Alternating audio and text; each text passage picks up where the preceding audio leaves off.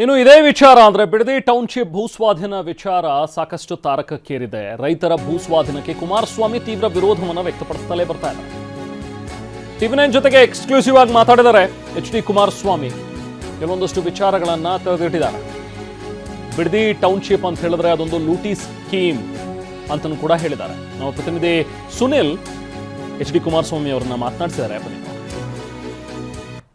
ರಾಜ್ಯ ರಾಜಕೀಯದಲ್ಲಿ ಬಿಡದಿ ಟೌನ್ಶಿಪ್ ವಿಚಾರ ಸಾಕಷ್ಟು ಜಟಾಪಟಿಗೆ ಕಾರಣವಾಗಿದೆ.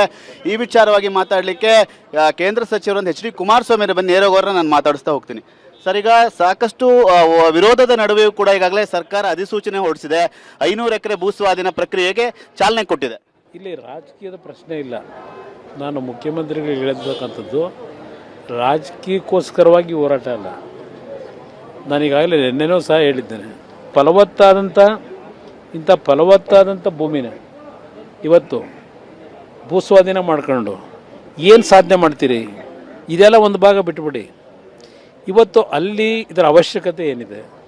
ಬೆಂಗಳೂರು ನಗರದಲ್ಲೇ ಇವತ್ತು ಸರಿಯಾದ ರೀತಿಯ ಮೂಲಭೂತ ಸೌಕರ್ಯಗಳನ್ನು ಕೊಡಲಿಕ್ಕಾಗದೇ ಇರತಕ್ಕಂಥ ಸರ್ಕಾರ ಅಲ್ಲಿ ಯಾವ ಮೂಲಭೂತ ಸೌಕರ್ಯ ಕೊಡ್ತೀವಿ ಅಂತ ಅಲ್ಲಿ ಅಕ್ವೈರ್ ಮಾಡೋಕೆ ಹೊರಟಿದ್ದೀರಿ? ಲ್ಯಾಂಡ್ ದಂಧೆ ನಡೆಸ್ಲಿಕ್ಕೆ ಅಷ್ಟೇ ತಾನೇ. ಇವತ್ತು ಬಿಡದಿಯ ಟೌನ್ಶಿಪ್ ಹೆಸರಿನಲ್ಲಿ ನೀವೇನು ಹೊರಟಿದ್ದೀರಿ, ಈಗ ಲೂಟಿ ಮಾಡ್ತಕ್ಕಂಥ ಕೆಲಸಕ್ಕೆ ಗೊತ್ತಿದೆ ನನಗೆ. ನಿಮ್ಮ ಹಿಸ್ಟ್ರಿ ಎಲ್ಲ ತಿಳ್ಕೊಂಡಿದ್ದೆ. ನಾನೇನು ದಡ್ಡ ಏನೆಲ್ಲ ಮಾತಾಡಬೇಕಾದ್ರೆ ಇದನ್ನು ನಿಮ್ಮ ಬ್ಯಾಕ್ಗ್ರೌಂಡು, ನೀವು ಬಂದಿರತಕ್ಕಂಥ ಹಿನ್ನೆಲೆ ಇದು ಭಾಳ ಜನಕ್ಕೆ ಗೊತ್ತಿದೆ. ಗೊತ್ತಿಲ್ಲ ಅಂತ ನೀವು ತಿಳ್ಕೊಂಡಿದ್ದೀರಿ. ನಿಮ್ಮ ಬ್ಯಾಕ್ಗ್ರೌಂಡ್ ಎಲ್ಲರಿಗೂ ಗೊತ್ತಿರ್ತಕ್ಕಂಥ ಹಿನ್ನೆಲೆ ಒಳಗೆ ಇದು ಕೈ ಏನು ಹಾಕೋತಾ ಇದ್ದೀರಿ?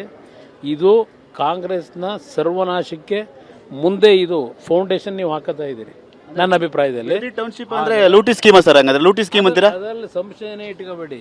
ಲೂಟಿ ಸ್ಕೀಮೇ. ಯಾವುದೇ ಕಾರಣಕ್ಕೂ ನಾಡಿಗೆ ಅನುಕೂಲ ಆಗ್ತಕ್ಕಂಥ ನಿಟ್ಟಿನಲ್ಲಿ ಈ ಕಾರ್ಯಕ್ರಮವನ್ನು ಅವ್ರು ಮಾಡಬೇಕು ಅಂತ ಹೊರಟಿಲ್ಲ. ಇಲ್ಲೇ ಯಾತಿಗೆ ಬಿಡದಿಲ್ಲ ಯಾಕೆ ಮಾಡೋಕೆ ಹೊರಟಿದ್ದೀರಿ? ಇದು ಅವ್ರ ಕನಸಿನ ಕೂಸಲ್ಲ, ನನ್ನ ಕನಸಿನ ಕೂಸೇನೆ.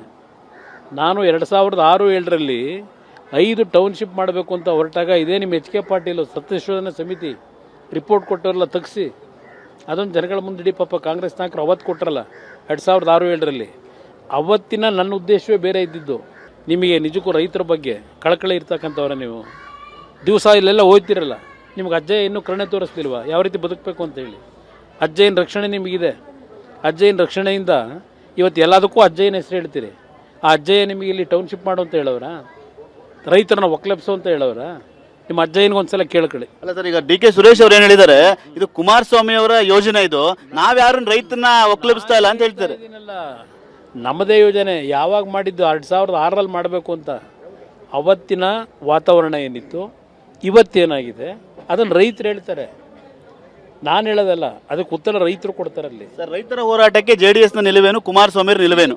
ಈಗ ಹೋರಾಟ ಒಂದು ಕಡೆ, ಪ್ರತಿಭಟನೆ ಮಾಡ್ತಕ್ಕಂಥದ್ದು, ಶಾಂತಿಯುತವಾಗಿ ಪ್ರತಿಭಟನೆ ಮಾಡೋದು ಒಂದು ಭಾಗ.